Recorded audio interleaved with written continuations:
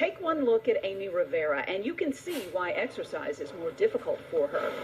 One leg is much larger than the other. I knew I had it before I was properly diagnosed. Amy has lymphedema. Lymphedema is a collection of lymph fluid. It can be anywhere in your body. It can be in your legs, it can be in your arms, your back, your head, your neck. Amy had it since birth, but it never really bothered her. She looked great. She won Miss Junior America in 1999.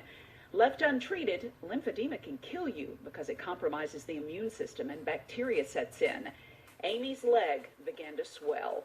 This is what it looked like at its worst point. I went from running in tiaras and heels to hiding in my own house, wearing long skirts, and not even gonna wear tennis shoes at one point. Doctors told her she would be in a wheelchair. He said, "There's nothing you can do for this leg.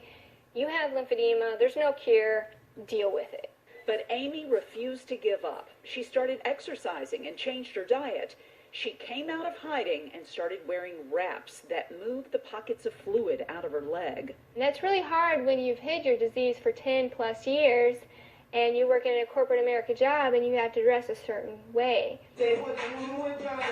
She went public on social media with her battle with lymphedema, and the response was overwhelming. How does that feel like if you moved your foot? She heard from people like Sanja Gross, who couldn't afford to buy the expensive leg wraps not covered by insurance. I just felt like I just had boulders tied to my legs. I couldn't hardly walk. This was Sanja before lymphedema. She developed it after being pushed down the stairs in a domestic incident 10 years ago.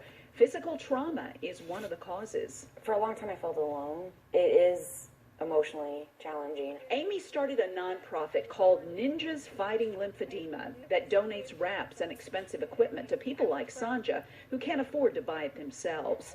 It has taken Amy 5 years to get her leg down to this size.